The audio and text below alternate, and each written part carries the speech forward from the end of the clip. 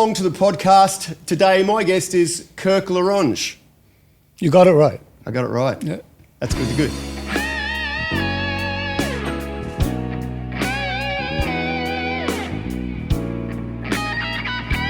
I've heard your playing for years since I was quite a young fella, and I love slide guitar. Oh, good. And you play it so beautifully. Oh, thanks. Just for the listeners, what are some of the recordings that you've played on and some of the things that you've done throughout your career? Well, gee whiz. When I first came to Australia, I met Richard Clapton, so I did quite a bit of work with him. Deepwater, Capricorn Dancer, all of those kind of Great hits songs. that he had. Yeah, great Deepwater was a massive hit. It was, yeah. Great song too. Yeah. So I played on a couple of albums back then with him. I think it was Goodbye Tiger. Goodbye Tiger, yeah. Goodbye Tiger and Main Street Jive. I think that was another one of his. Yeah. And what else? I played on quite a few Mark Hunter singles. Okay. Yeah. Big City Talk, I think, was one of them. Yep. And then just a whole bunch of Swanee and Renee Gayer. I actually played on a Renee Gayer tune where she mimed what I was playing on the film clip. Oh, wow. Which was quite funny. Yeah. That's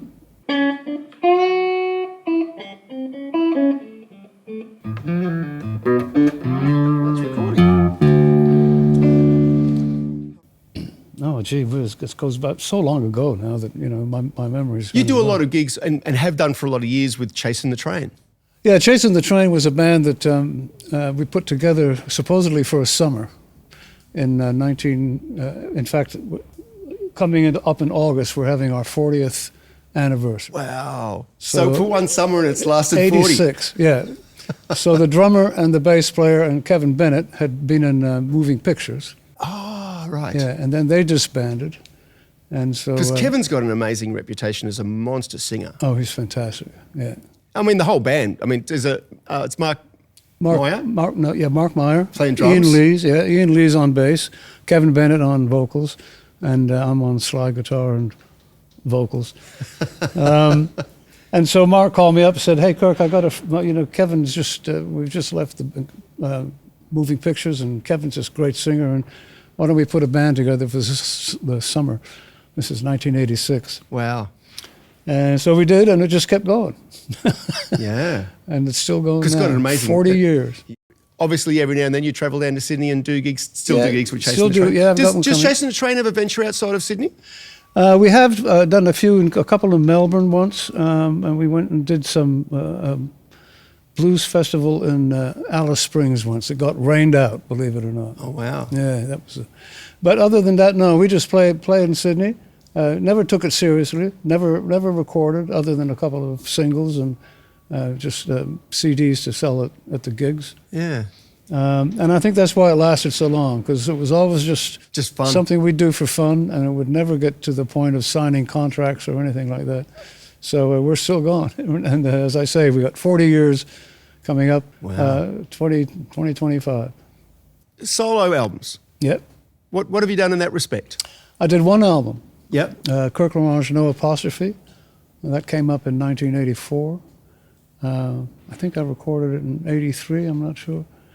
I'd met an engineer who came over from the States called Michael Stavro. He wrote the book. He wrote the book, Mixing with Your Mind. That's it. Yeah. Yeah. In fact, he wrote his book after I wrote my book, Plain Talk, all right. which I'll tell you about. And we went into Paradise Studios in Sydney and just did an acoustic and vocal thing, and it sounded so glossy and beautiful that I thought, I'm going to use this guy. Went out on WEA Records. Yeah. Is it still available? No. Oh. No. Unfortunately, it rocketed to oblivion. Is it available anywhere on streaming, or just not available at all? I think it's on Spotify. I think there's a couple tracks on. I'll do some research and I'll put a link below so people can go and have a listen. Yeah, great. Still stands up. I mean, Michael was such an incredible engineer that the sounds are still mighty. In fact, you mentioned Tommy Emmanuel. Phil Emanuel before. Phil always used to use that album to tune his PA before each gig. Oh, wow. It was his favorite album, he told me, which was Wow. very nice to hear. Yeah. So yeah, and you know, I never did another one. I just found the record industry and the actual business of it so distasteful and so wrong that I just thought I don't want to be a part of that. So, Yeah, fair enough. yeah. What got you started playing guitar in the first place? I mean, obviously it started out in Canada. No, I started off in Belgium. In Belgium? Yeah. I had an odd childhood. My dad was Canadian. Yeah. And my mum was British, English. And he, when the war finished, he worked for a tire company, a big tire company. And they sent him around the world. So I was born in Mexico. Wow. He went to Mexico for 2 years. I don't remember Mexico. Then he went to Caracas, Venezuela for 6 years. I certainly remember that. Wow. And then we went to Havana, Cuba for 2 years. Wow. And I remember that. And then when Castro arrived, we went to Belgium. And he was with the same company. They kept moving him around. And one day in Belgium, listening to Radio Luxembourg, I heard Apache. Wow, the Shadows. The Shadows. Wow. And Hank Marvin. That was it. I just, fell in love with that sound.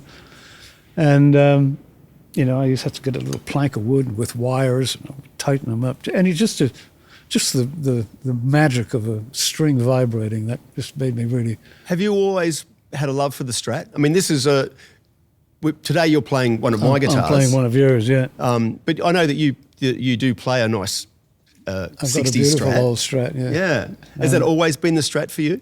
No, I was actually an acoustic player long before I got into electric. Okay. I certainly liked Hank's red Strat back in the day. But no, I played nylon string for a long time, and I was going to be a flamenco guitar player. Oh, wow. Yeah, when I was about... Is that the Venezuela 13 influence? Maybe, yeah. My mum loved that kind of music. And when you were in Cuba, I mean, Cuba's got a rich musical heritage. Yeah. Did that have much of an influence on you musically? I can't say that it did, really, because I wasn't getting out and about. I was quite young. 7 and 8 years old, Yeah. yeah. So, but my dad listened to that kind of music, and my dad listened to the big bands from the war era. He loved music. So I was in Belgium, and I had my first guitar was a little nylon string. Mm-hmm. And of course, in Belgium in those days, this is 1961. No schools, there was no music schools or anything like that. And I bought the guitar home, and when I went to check the tuning, I got to the B string, and I thought, oh, they got that wrong in the shop. So I tuned all the strings up to the 5th fret, and I played like that for about a year. And I would look at pictures of people holding chords down, and I always thought that sounded terrible. And it was only when I got to Canada, actually, someone said, "Hey, man, you got your guitar tuned wrong. You got to tune those 2 strings down." And that was a big breakthrough. Oh, wow. But I did have an electric guitar in Belgium called the Lucky 7.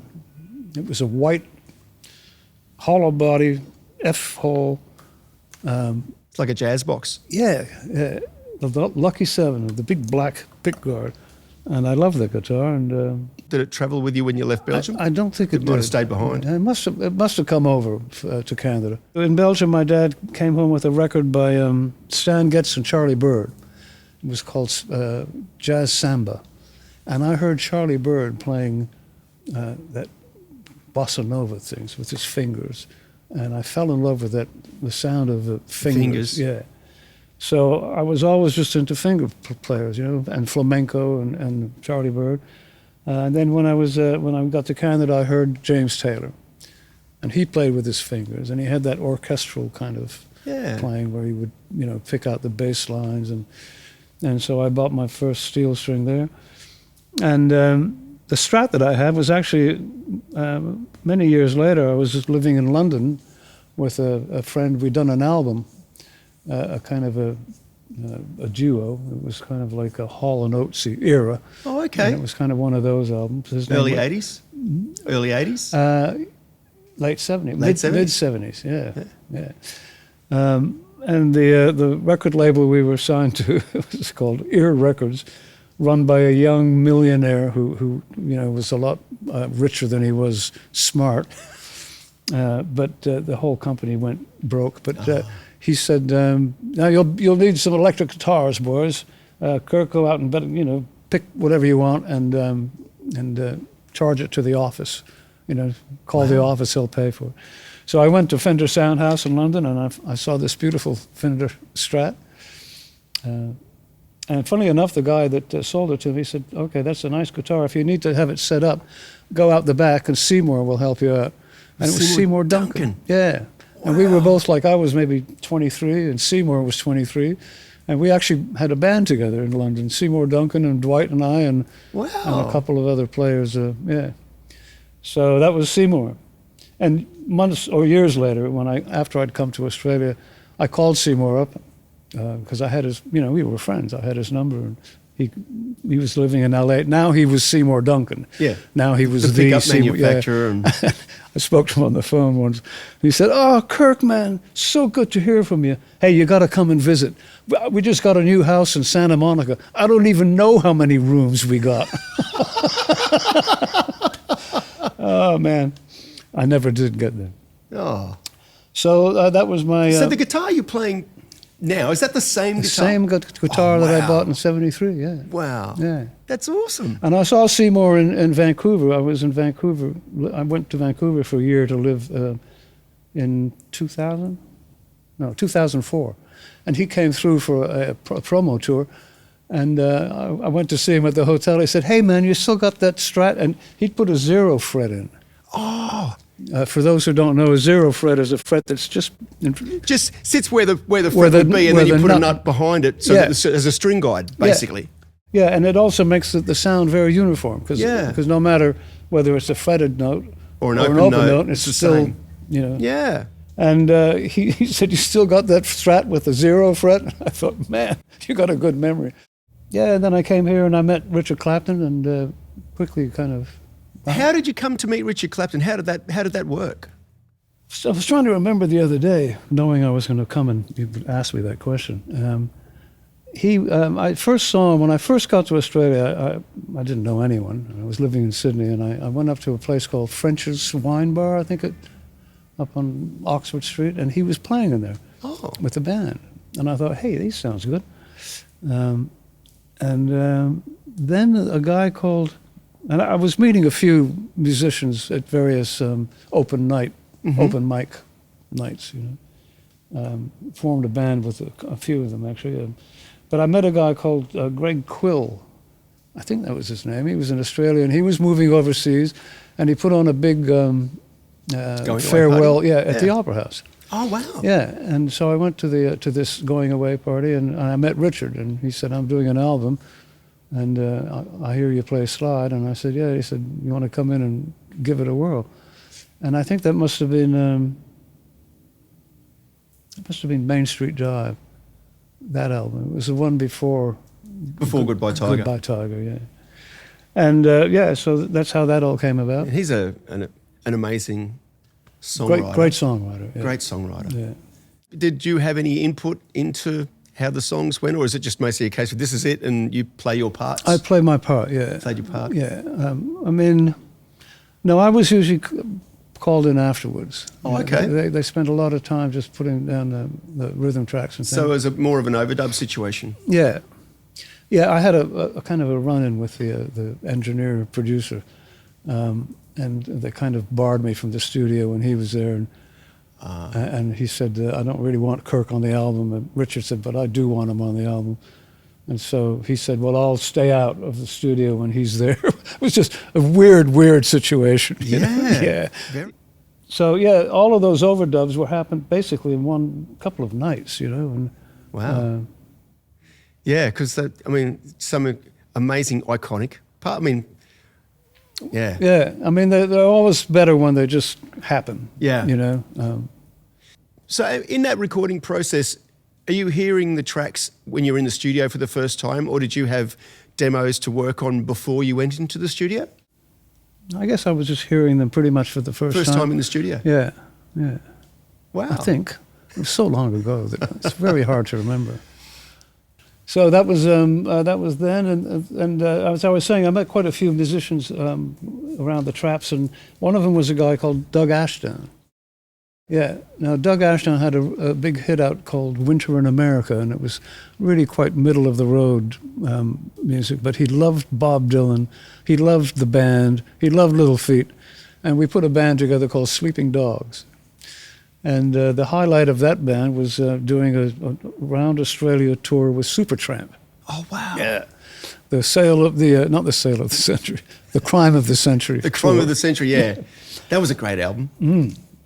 And so we went all over Australia, and we had a great time with that. And we actually became the background singers at the last tune of every night, which I think was that Dreamin', nothing but Dream, yeah, and I think Dreamer, they had these little backup things, and we'd go shuffle out and do the parts that the so girls got to stand did. on stage with Supertramp. Yeah, and they were such nice guys. So that was the Sleeping Dogs, and that went for quite a while. A great little band, really just kind of like a Chasing the Train band, the band that I still have going okay, now. cool. Yeah. Of all the things that you've done, and there's quite a lot, if there was one highlight that you had to pick out, what would that highlight be? There's a few, but one of them would definitely be playing with Ringo Starr on the Michael Parkinson show with the Glenn Shorrock band. Wow. Glenn was on the same show as Ringo Starr was. And Ringo had been out on the harbor the whole day with his wife, Barbara Bach, drinking wine in the sun. So they were really quite, a bit toasted. Quite tipsy by the time they got on. And it was a funny show. And at the end, Michael said, well, you know what's going to happen now, Ringo. You're going to have to play with the boys. And they'd set up 2 drum kits. So the band was Glenn Shorrock, Greg Lyon on bass, Mark Kennedy on drums. Wow. What's his name? Alan Mansfield on keyboard. So it was a good, tight little unit. And Ringo came out and we did Honey Don't, that Beatles song Honey Don't, which he sang apparently on the Beatles record. Was this, I guess this would have been years before he was doing the All-Star Band. Yeah, it would have been 83 or 84, somewhere around there. Wow. Yeah. So that was a highlight. Do you highlight. actually get to meet and speak with him? Oh, or? yeah, in the green room. Yeah, he was such a nice guy. He was just a dude, Yeah. Just a dude with an accent. Just a muso, yeah. Yeah, he was really nice. Another highlight for me was playing with Don Felder. Oh. Yeah, my sister met him. My sister was a radio announcer in Calgary, Alberta, in Canada. And she met Don Felder, and she made sure that my slide guitar was playing in the background. And he said, who's that playing slide? She said, that's my brother. And he said, oh, wow, you should invite him out. I'm doing a concert in Calgary in March. You can get Is this up after the Eagles? Yeah. Because he was a fabulous guitar. Amazing guitar player. And come up with the parts that he did. It always astonishes me of the politics behind bands and the fact that he got ousted Unbelievable from the that he was fired. I mean, unbelievable. And it wasn't long after this occurred, me getting up with him, and we did a Stevie Ray Vaughan tune, just a kind of a 12-bar blues. But it was good fun playing with an Eagle. Yeah. So I played with the Beatle and I played with an Eagle, which is kind of cool. But I think that one of the most fun things I did was in 1991, the Highwaymen came out. Oh. Yeah. Willie Nelson, Chris Christopherson, Waylon Jennings, Johnny Cash, and this Nashville band, just, Reggie Young and people like that. Just a band of legends. And it was actually Deborah Byrne called me up, and I'd worked with her done some TV stuff with her. You know who I'm talking about? Yeah, I mean, she beautiful was singer.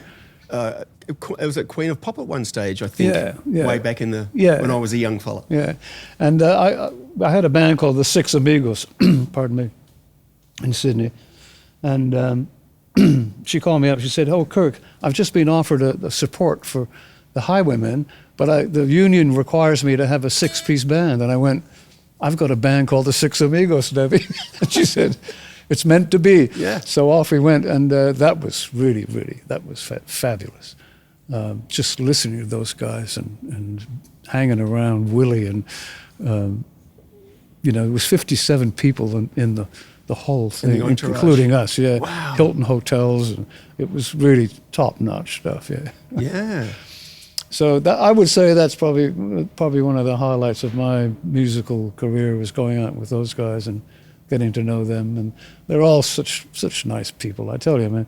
And they would all come and listen to the opening act. Every night they'd be sitting there by the side of the band, and super polite, super gentlemen, all of them. Did you get a chance to obviously meet Willie and Johnny Cash? Yes. Well, Willie and I would meet backstage all the time because we both had the same vice, if you know what I mean. We'd always be looking for the kind of the furthest away little place where we could go partake. So I'd all go say, "Hey, hi, Willie." I remember a friend of mine ran a record shop in Sydney, and he had a bunch of old 78 Johnny Cash albums, or maybe not 78, but old ones. He said, "Man, could you get Johnny to sign these for him?" And so I went in to see Johnny, and Johnny was going, "Man, I can't even remember playing this one, recording this one." He recorded a lot of stuff. Yeah. He was, and he traveled with his own padre, his own minister. Yeah. Wow. And his son was on the tour, Johnny Cash Jr. And he said, "Oh man, I like the way you play acoustic guitar. If you ever come to Nashville, I want you to play on my album." I said, "Sure, man, I'd love to." I thought, wow, that's. He said, "Here's my address," and it was Johnny Cash Jr., whatever the number, 1342 Johnny Cash Boulevard, Nashville. He lived the street he lived on was off. Yeah. Anyway, that was good fun. They were really neat people. Yeah. Along the way, you would have had a few pitfalls, I would imagine, a few things that didn't go well. What would have been some of those things, and what lessons did you learn from those?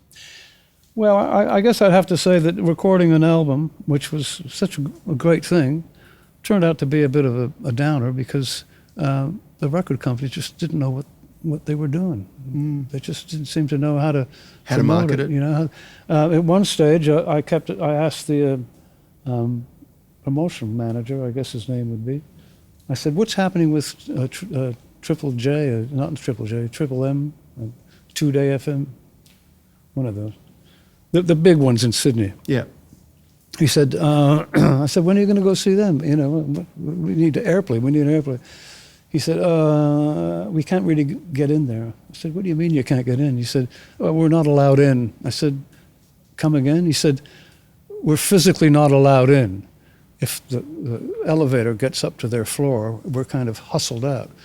And it was because the boss of WA Records had told these FM stations that they had to pay the record company to play the albums because people were starting to record whole albums off of FM. Onto cassette. Yeah.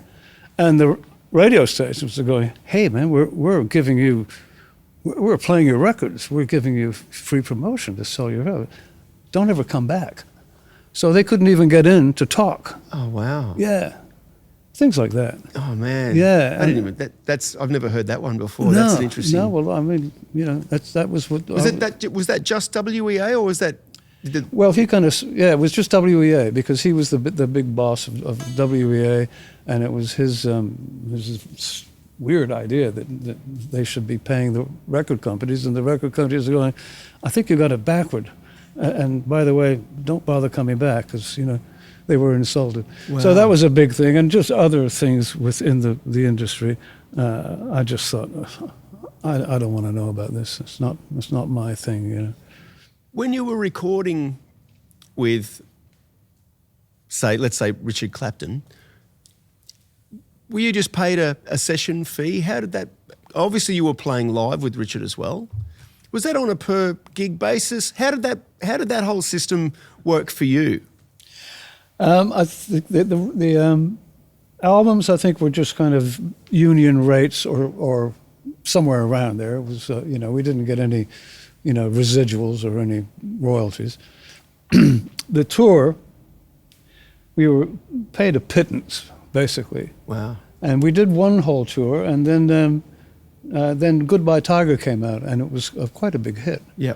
And the road manager called us all up after a bit of a break from the first tour, and said, "Hey, we're going out on the road again, and it's going to be great, and it's going to be fantastic, and we're all just going to take a what's it called, a retainer, a weekly retainer, just to pay the bills, and at the end of the tour, we'll split the profits." Sounds like an amazing deal. It does, doesn't it? But the problem is that tours never make a profit, and I already knew that. Well, yeah, as we were talking about before, And I said, I'm not interested. I said, I can't. I think the retainer was $150 a week. Oh wow! This is a long time ago. It would probably equate to maybe $400. And I said, no, not for me. And Chuggy was the manager. Michael Chugg called me up, said, "Kirk, what's going on?" I said, "Oh, I can't do that for $150. Come on." And there's going to be no profits at the end. You know that, Chuggy. He said, "You're the only smart one in the band." He said, "Just don't tell the others. I'll pay you this." And they gave me what I asked for. But I wasn't allowed to be a member of the band. I couldn't say anything, or I was just kind of the hired gun, and I wasn't allowed to take part in any planning or anything, which suited me fine, actually, at the time. So, it's always money that screws things up, always, It's a tough industry from that point of view. Yeah. I mean, there's a lot of money in the industry. It just doesn't necessarily filter down to the musicians. It doesn't, no. I mean, I was supposed to do this thing with Richard at the State Theater.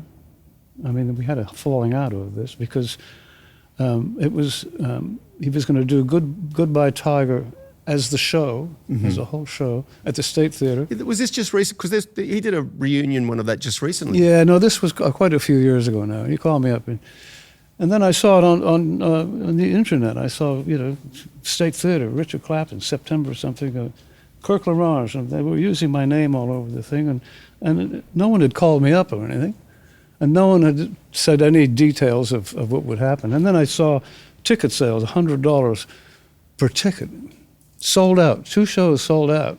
So I did some quick maths, and when I heard what they were offering me, I said, "I'm sorry, I can't do that." That's the equivalent of everyone who walked into the door who had just paid $100 giving me 30 cents. Yeah. And I said, "I can't do it." And that was the wrong thing to do. So I didn't do it. Wow. But it's always about money. That's always, that's the sad thing, is that money is always the ruiner of things. You've done a lot of teaching. Yeah. And you make your own slide. I do. This is one of them. And I bought one. Did you order it off the internet? I did. Yeah. I ordered it off the internet. There you go. Yeah, I like them short because I play in kind of a drop D tuning, which means it's basically standard tuning with the bass string down to D. Most slide players play in open tunings, and sometimes they want to play all 6 strings at once. Yeah. But when you're playing standard, you never have to span the 6 string. So the shorter version, it's easier to kind of... Has it always been the little pinky? Yep. Yeah. And these have got extra weight in the top, because they're yeah. It's angled inside. Yeah. So it's thin on the bottom and thick thin on the top. bottom where your finger's thicker, and thinner at the top where And I get these made for me. There's a machine guy down in, where is he? Coomera. Oh, okay. Somewhere around there. Yeah. He bangs them out by the 100. And I just sell them online, and I sell quite a few all over the world. They're shorter.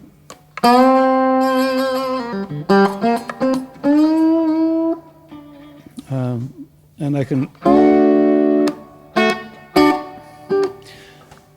I get all the different flavors: chord, major, minor, major 7, dominant 7. They're all there, and it was in fact I wrote a book, a teaching book. Yeah, Plain Talk. I started doing workshops in Sydney years ago, and many years ago, when I was still living in London, just before I came to Australia, I was looking for places I could find positions for playing slide. Oh, okay. In standard tuning, where I could find different chord flavors. Yeah, because most slide players will tune to a chord. Yeah. Mostly. Yeah. It's not very often you'll find a slide player who plays in standard tuning. Standard tuning, no. There's more and more these days, but so I'm sitting there in my living room in London, and I'm going, okay, let me think, D major. So I knew that, you can, there's this form here where these three notes line up, and you can play a major chord there. And so I thought, well, that's a good one. That's all three strings. And then I thought, well, where else can you play D? You can play D here. And I went, well, these two line up. And I thought, oh, hang on, those are the same two notes as those two. Then I thought, where else can I play D? And I realized you can play a D up here. And then I thought, these two notes line up. And I thought, well, they're the same two notes as those. And then it struck me, and I'd already been looking for years, looking for a fretboard landmark that would solve all fretboard problems. And I'd found it. I remember thinking, that's it. These three little strings here equal this equals this. So therefore, anything you do to this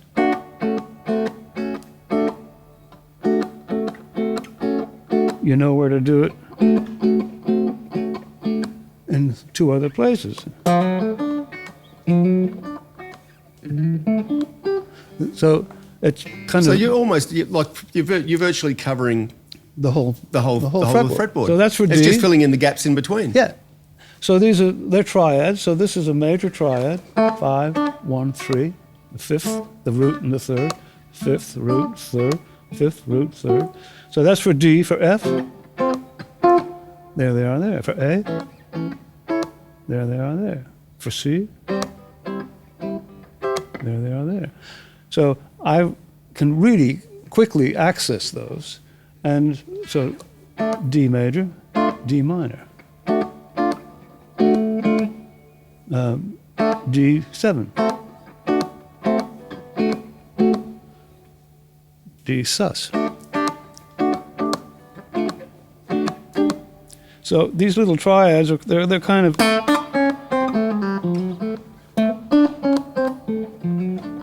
they're little kind of switching posts, nodes or something. I don't know the right term. And so I started showing people this at workshops, and they went, "Man, that's gold," and they would come back and go, "Man, it's opened the fretboard up for me." And so I wrote a little 14-page thing to hand out, because I did quite a few workshops. I thought, because for me it was that's just what I did. I didn't think it was anything revolutionary. Yeah, people would go, "How do you know what you're doing?" And I would go, "I'm not really sure. I just kind of, I know. And then I started to realize that these things had become my only thing that I had in my head when I'm playing to keep track of the whole fretboard. When you're soloing, are you thinking about the chords, or are you thinking about scale? No, never scale. Never scale? Always chords. Always chords. Yeah. I mean, people go, the pentatonic, I don't even really know much about how to use a pentatonic. To me, it's chords by chord. I take a piece of music chord by chord, and that's just it. And I know what key. The key is important to know. Yeah. But there's a whole lot of tunes, that don't stay in the key. Like that have chords that kind of.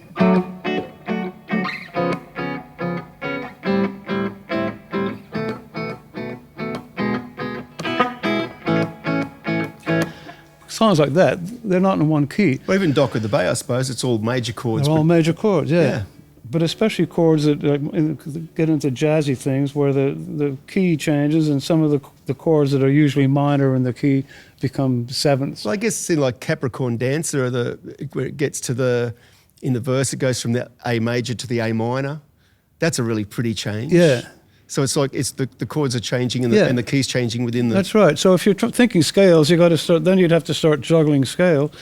A lot of people do it, and they do it really well. But I've never been able to do scales. And I discovered a long, long time ago that melody loves chord tones. Yeah. You know, great melodies are almost always 100% chord tones. Of all the great tunes that ever existed, if you analyze the melody, they're the notes that are already in the chord. Yeah. So to me, that's a good place to start. You know, start with the strongest notes. Did you ever study music at all with anyone? No. So it was all by ear? By ear and just knowing really gifted players who would show me things.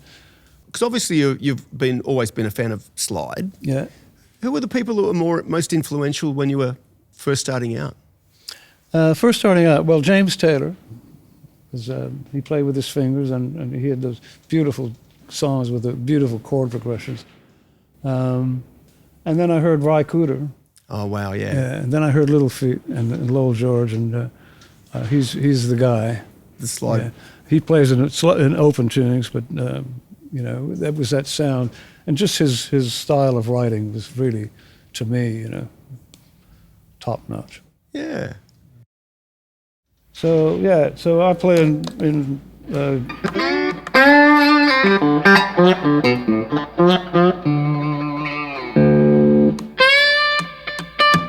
bit strident. It is.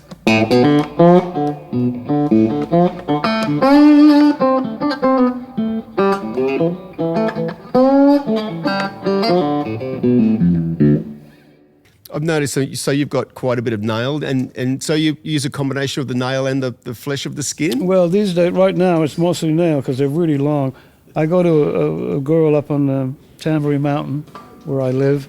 Her name's Jo, and she gels these 3 fingers, $5 each, $15. So that's to harden them so that they don't wear? Yeah, so they don't break. Because if you're in the middle of a gig and one of your nails breaks, oh yeah, that's a bad thing. Or if they're it's that thing of I've often had little ding. And they snag and they snag on this. Yeah. No, these are really, the gel is good. I mean, I can adjust the truss bar with my finger. They're really good. Have you ever had any mishaps with your nails, and which has been problematic for your playing? Well, yeah, you know, sometimes I used to put acrylic on them myself before I discovered gel. I had a little kit, Glam Nails it was called, a little box, and it had a little powder and acetone and a little brush, and you dip it in and paint it, and then you'd sand it off. And sometimes they just pop off. Oh. Yes, they didn't stick all the time, especially if you hit it straight on, the little shell would pop right off. And if your nail breaks during a gig and all of a sudden you got 2 nails, I mean, you're really working with micro... Yeah, like it's... micromillimeters or whatever they're called. When you're playing, and all of a sudden one finger is kind of swinging in midair, and it doesn't feel good. But I've always played with my finger. I never played with a pick. If you had a piece of advice for any young players, particularly someone who's wanted to learn, not even necessarily as a career, just in the way of learning guitar, what would your suggestion be? Well, get yourself a copy of Plain Talk. Get yourself a copy of Plain Talk. Know that this... I'll put links down below for that actually too. Okay. It's no longer a book. It's just an online thing. It's just the online. And know that this equals this equals this, those 3 little shapes. Because everyone knows D, everyone knows A, everyone knows E, but not everyone knows... I'll get you to just slightly turn more towards the... Everyone knows D, everyone knows A, and everyone knows E, but not everyone knows that every chord has those 3 shapes. They march up the neck. Here's for F, E shape, D shape, A shape. Here's for G, E shape, D shape, A shape. Not everyone knows that, and that's the trick. to opening up the whole neck. Yeah. And not, because when I first started playing, you play down here, and this whole area up here is like no man's land. It's like scary, I wouldn't know what to do up there. Well, it's just all the same thing. It's just, there's no need to be afraid. When you came to Australia, you started afresh. You didn't know anyone. Yeah. And you were saying you went out and did some open mic night sort of things, and you met a lot of people that way. Yeah. Is that something that you would recommend for Oh, yeah. people trying to break into a absolutely. live music scene? Absolutely. Because you got to first find out if you're able to play in front of people, if you can do it. Because it's not everyone can do it. A lot of people just freeze up. It's like public speaking. A lot of people just don't want to do that. Yeah. So, yeah, definitely. That's the best place to start, just to see if I can do it. And meet people, play with other people, Yeah. For a young person these days, YouTube, YouTube has actually basically killed my teaching business. Oh, really? Yeah, because when I first put out Plain Talk, first of all, not many guitar players had locked on to YouTube yet. I was one of the first. There's a lot of information there. I guess the most difficult thing is working out what's good information. Yeah, I think you get to know there's some really, really good teachers out there. And there's people like John Mayer, who's constantly doing little shorts of cool things. When you get the best players in the world giving their advice and showing you what they do, just for you to look at. Back when I was learning, if I could have gone up to my heroes back then and watched them play, just to watch, not even ask them anything. Oh, yeah. That would have been, a dream come true. Now, for a young guitar player, they can just go online and see these incredible players teaching you how to do it. So playing slide, it's one of those things too, because it's you need obviously to have a good ear. Yeah. Because you want to be able to hear when you're in tune. That's the main thing, yeah. Is that pitch? I guess there's two. The other side is obviously having control. I watched the thing that Greg Koch was talking about where I think he'd actually slide up to a note and then press down so it was hitting on the fret. But that's not obviously No, actually, I have a feeling that I was really listening to that incredible player, Derek Trucks? Yeah, I think he might do that. Oh, yeah, from time to time. From time to time, yeah. as one of the techniques. Yeah. First of all, it ruins the frets. Oh yeah. So for that reason alone, I think maybe Derek doesn't do that. But I was listening the other day, and I just heard something that made me think, shit, is he pushing down on this? Pushing down and actually fretting the. But you've got to land right above the fret wire, so that this becomes a kind of a fret hitting the string from above. Is there a thing playing notes behind the slide? Yeah. Well, oh yeah.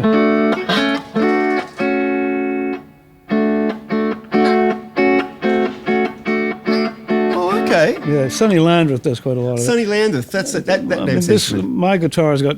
You have this is an 11. They're 10s, so they're quite light. I have a 16 there. Oh wow! I put a B string where the E string should be. Wow! Tuned So right up. so you've got quite a bit of tension. Tuning it up a fourth.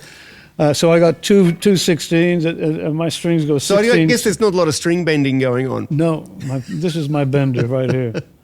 So I got 16, 16, 24 wound. Wow. My G string is wound. 34, 44, 54. So it really gives me a great platform. Yeah, so you've got. Yeah. You don't have to. Basically, it's like you can put quite a bit of pressure, and you have to worry about things fretting out. Here, I have to be extremely much more gentle, sensitive. Yeah. Yeah. So the main thing about slide is this hand and muting. Muting. So I want to play this note, and my thumb is muting these strings. These two fingers are muting those strings. So the only string you hear is this one, the one I'm.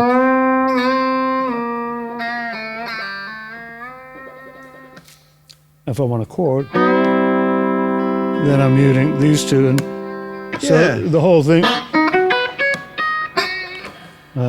This hand's constantly.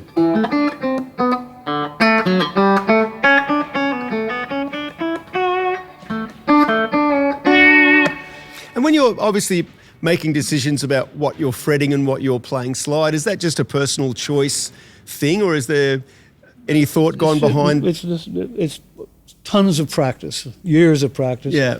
And just muscle memory, because I know I want to.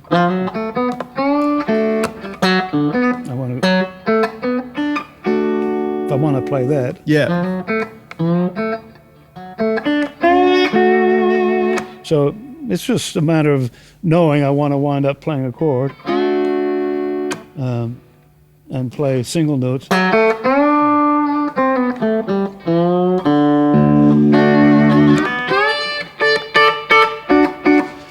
Just practice. I mean, it all comes down to that, doesn't it? Just, Yeah. You got to practice. Practice. I do a few gigs around the Gold Coast and Byron Bay area. Yeah, I see, because Greg Lyons is just down in Northern Rivers. Yeah, and that's a great band, man. Aaron West. Oh, Westy's such a phenomenal talent. Unbelievable, yeah. Yeah. So from time to time, he calls me up and we get together and did a great gig at the Brisbane Jazz Club a couple of years ago. Yeah, he puts footage of that up every now and then too. Yeah. He's a really neat guy and just an incredible musician all around. I mean, plays the drums, plays the guitar, plays the bass, keyboards. Sings like a bird. Oh man, he's the total package. He is the total package. Yeah, I hate him. No, I love him. So yeah, you've got a daughter who's a ballerina. She is indeed. She's a beautiful ballerina. Yeah. And she's doing well overseas. Is music something that she ever thought about doing? She's actually here now. She's here now. She's at the Queensland Ballet. Yeah. Oh wow. Yeah. Is music something that she ever thought of doing, or? Well, I'll tell you, we bought her a not a Casio, but maybe it was a Casio, quite a nice keyboard, 88 key, yeah. And she played Pirates of the Caribbean like you've never heard before. All chords. Really fast too. I kept saying, "Slow down, Georgia, slow down." She just couldn't. It's like racing to the end, and then she just lost interest. Oh wow! Yeah, weirdest thing. Yeah, I mean, I can understand. I got a daughter who started out on cello but learnt piano, and I tried to teach her guitar, and that one didn't go well. Yeah, but she ended up learning how to play a bit of guitar off her own bat. Yeah, but music wasn't something that was for her. Is the music industry something that you would recommend young people get into? Would you encourage it? I would encourage anyone to learn an instrument. As for getting into the music industry, I would say no, I'm afraid. Knowing what I've been through and I mean, it's changed a lot. I guess that would be another question. That's right. I mean, now you can have your own studio virtually at home. Yep. When I did my album, it was like a $70,000 production. Oh yeah, because studio time back in those days was what, $1,500 and I still owe them money. Oh really? Yeah. I mean, it's a non-returnable event. Yeah. They can't come and get it off me, but they get it off sales, but they're not doing anything to sell it. So there's still this kind of debt with WEA and the publishing company. It's, it's just silly, but so now a good business model for them, but not for you. No. But these days, young people can, have their own studio, even just a bedroom, computer in a bedroom with a good mic. Yeah. And sell it on Spotify or whatever. But even there, what do you get for that? .00001 of a cent. Yeah. I mean, Yeah, the only people that are really making good money out of that, I think, are the top few who get. As it's always to be an average, been the case. whatever an average musician is these days, but to be an average recording artist, I think means really, really struggling financially. Yeah. What was that joke? What do you call a guitar player without a girlfriend? Homeless.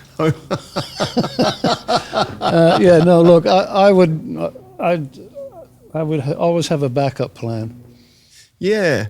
That was the question. You would have seen a lot of changes from when you started to where things are now. What would you say some of the biggest changes were? Well, when I first started playing in bands in Sydney, we played 7 nights a week, sometimes 8 gigs a week, constantly. And every corner had a pub, and every pub had a band. And there was this incredible thing going on in Sydney, all around, and Melbourne, and up here as well. Up here, yeah, music everywhere, and people going out to listen to music everywhere, and everyone was having a real good time. Yeah. That's the biggest difference I see now, is that's just kind of died. Now it's like the poker machines arrived, and there's been a lot of changes. Drink driving laws came in, and and then there was no smoking in venues. Yeah. And then there's a lot of competition now for people's attention. Phones. These I think they're the biggest. Yeah. That's probably been the biggest change. Yeah. Because whereas you would go out to get entertainment, so you would either you might go to the picture theatre. People might go to a restaurant. They might go and see live music. Yeah. Whereas now it's just all in your hand. Yeah. It's all at your fingertips. Yeah, I know. Yeah, it's really. And people can watch. People don't need to go to a movie cinema because they can watch movies at home. Watch it at home on a big screen TV. Yeah. COVID ruined a lot of things too. You know, they kind of interrupted whatever flow there was. Yeah, and it really boosted the whole concept of everything online. Yeah. You know, do it at home, sit in front of your screen. Yeah. Yeah, it's all changed. I feel very blessed that I was able to take part in that era. I was right at the right age. I was, playing guitar in a rock and roll band in the 1970s in Sydney. Yeah. It's pretty cool. Yeah. If the opportunity came up to do some recording with Aaron West and Greg Lyons and those guys, would that something? For sure. Yeah. Yeah? And I have done you've some done? of them. Yeah, Greg's put out an album, the Hip Operation. That's right.